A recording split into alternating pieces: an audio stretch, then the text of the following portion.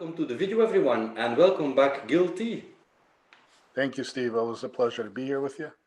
Hi, Gil. So let's show the viewers how to do a ventrogluteal intramuscular injection. Okay.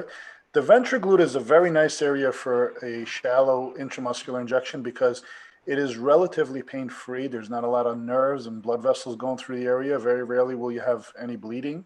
And it does hold decent volume compared to the deltoid. Not that we really worry about volume with TRT, but people often have the question. And then sometimes people come into the groups and they say, well, I'm not a bigger guy and my delts are a little bit, on the thinner side. How long of a needle can I use? How much oil can I inject? And again, if you're breaking up your TRT into proper frequency, you really are not going to have more than on the high end, half of an ml. Generally, you're going to have significantly less than that, maybe a quarter to a third of an ml per injection. And believe me, your delts can handle far more than that. Now, your ventroglute can also handle a larger volume. Again, depending on the size of the individual and the depth of the needle. I've seen ventroglute injections, up to 3 ml.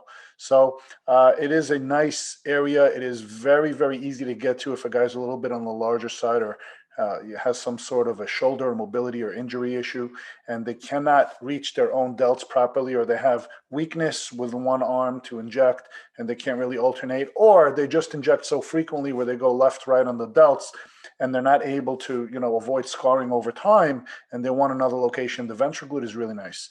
It doesn't require you to twist around like a full gluteal injection, which is the upper outer quadrant of, if you broke your glute into 4, it's the upper outer. That is a full gluteus maximus injection. The ventroglute hits a muscle called the gluteus medius, which is part of the abduction mechanism of muscle groups that allows you to lift your leg out to the side. That is what the gluteus medius essentially does. It's a stabilizer as well as an abductor muscle. And the way we find the ventroglute is if you are able to put your palm down from the bottom onto your hip or your leg, and you created like a V, the front portion would end up on an area called the anterior superior iliac spine, which is just a fancy word for anterior means front in anatomy, superior means above, and then the iliac spine is just the area which is right above and to the front. And then the other finger would end up on an area called the posterior iliac crest. And right in between those, you come down about an inch or so, and right in the center of that V would be the ventrogluteal or gluteus medius muscle.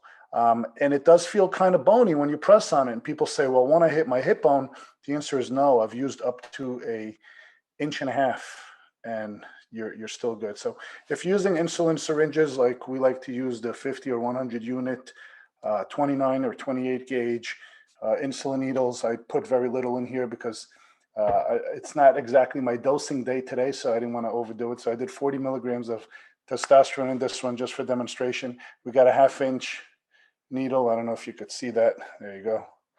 All right, so it's going to be very shallow. So as with any injection, you're going to start with PrEP, which is an alcohol wipe. And again, we're going to find the area here. All right, here's my anterior superior iliac spine. Here's the posterior iliac crest.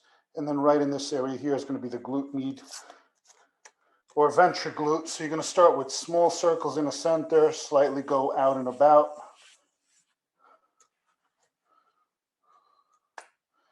And then you want to relax that leg by standing on the opposite leg so the muscle is relaxed. You don't want to kick your leg out to the side because that activates it. And then just as with any other injection, just go right in.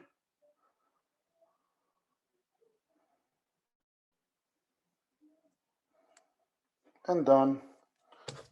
And as you could see, really nothing there. Give it a little wipe and we're finished.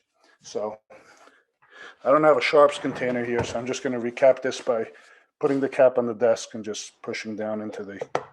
You never want to recap a needle with your hands, because if you slip, especially if you're injecting someone else, like we do in the clinic, if you slip, you run a risk of infection. So essentially, never recap a needle, just discard in the sharps container. But that is literally as easy and simple as a ventricular injection is completely pain-free. Usually there's no blood whatsoever. So there you have it.